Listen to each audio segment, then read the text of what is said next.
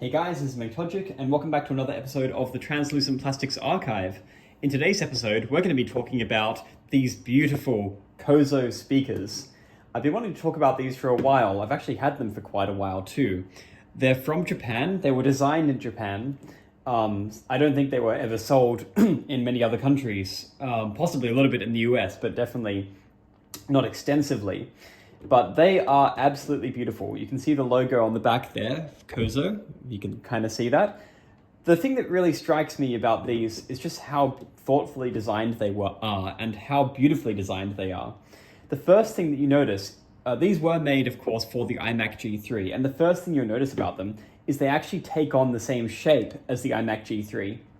This exact angle is the same angle that the iMac uses between the panel of translucent Bondi blue and then the frosted sort of ice color down the bottom. You get that exact same shape and angle. So when you put them together, they really look like they match perfectly.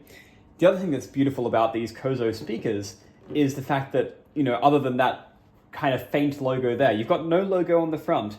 A very, very nice, clean front there on both sides. That's just one side with the volume and balance there. And then on the other side, you've just got absolutely nothing, so you don't have any interference visually in terms of branding. It looks like almost like it was designed by Apple and is just meant to fit in with the whole setup. The only thing about it that I think is not on the A+ grade for its design is the light, the power light down there. Apple obviously itself would refuse to use a light that ugly. And also you've got these fonts here on the volume and balance levels, which you can possibly see if I just bring them into frame. They're basically a very, very basic font. They're not particularly thought out. But other than that, the design really is quite timeless and quite beautiful. On the back, you've got three inputs. You've got the power. Let's just get that back in focus. You've got the power point, you've got the connector to the other speaker, and you've got the audio jack. So these two are actually nicely translucent, which is beautiful. This power port, the power that I'm using is actually not original, because of course the original one came with a Japanese power brick, which looks like this.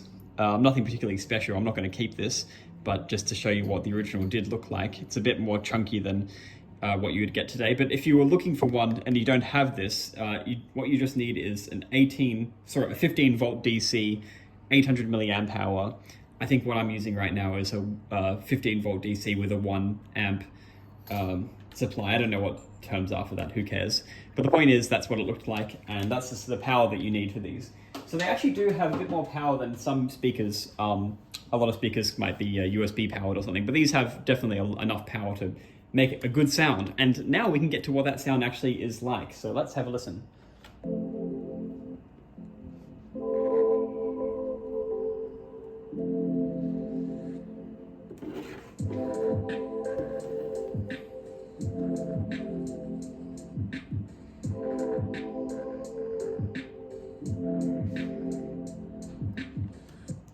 Not bad. Not the best speakers I've ever heard, but very, very good for the design and for the era. Of course, these being now nearly 25, probably about 25 years old. I actually bought them boxed, and just for this video, I've decided to keep the box so you can see what it looks like. Again, I'm not going to keep this after the video, but I just want to show you so you can see what it looks like, just for historical interest. Nice and clean design. You've got just a little bit of nice branding on the sides there. No direct reference there to the iMac, but definitely a bit of a playful approach. Kozo speaker system, the company Uchishiba. This system works on, it's for a personal computer there, you can see, but it also works on TV, CD players, and Walkmans, etc.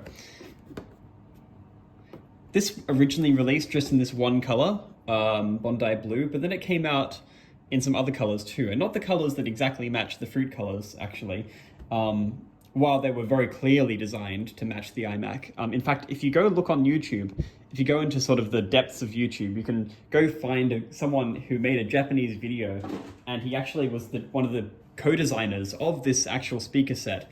The video's in Japanese, but the rough translation that I watched gave you a good idea of what was going on there. But very much they were playing into the iMac design with this, and of course the Bondi Blue color, which was basically pioneered by Apple through the iMac. That's all part of the design there. But the colors that they released later, I think one of them was called Amber, which is kind of a mix between an orange and a red. And then there was one other one, which I can't remember, but that's the kind of idea there. Let's have a look inside the box now, so just so you can see what we've got in here. It's not particularly special, but inside here, just a bit of foam. And they were shrink wrapped, the speakers individually.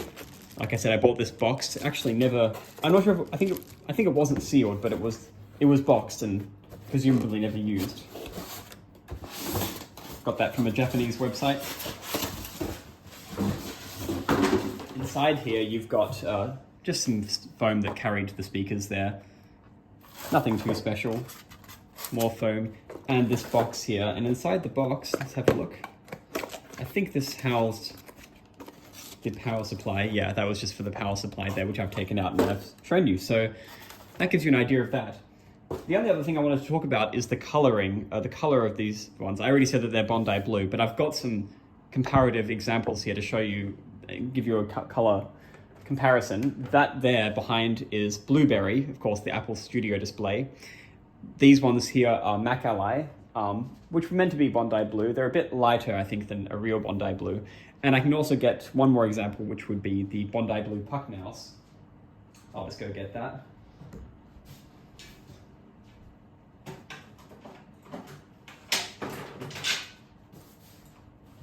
Sorry, I should have had that one prepared, but here's what the Bondi Blue Puck Mouse looks like. There. You can see that Kozo's done a very good job of getting quite a close match there to the color.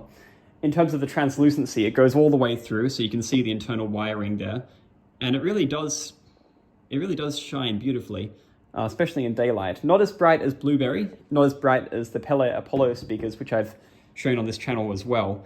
But still very, very special and quite beautiful. And if you ever get a chance to try and get a pair of these Kozo speakers, if you're particularly a translucent plastics collector like I am, and you want to see something that will really improve the sound, of course the original iMac sound was not particularly good until you got to the slot loading iMacs. So these really do match and go perfectly well with an original Bondi Blue iMac. And I know a lot of people are very much fans of collecting those because they are the first revision of iMac. I'm not personally, because they're too slow. They're pretty old as well. Can't run modern apps very well, but I think they're still really good, and this Kozo would go perfect with them.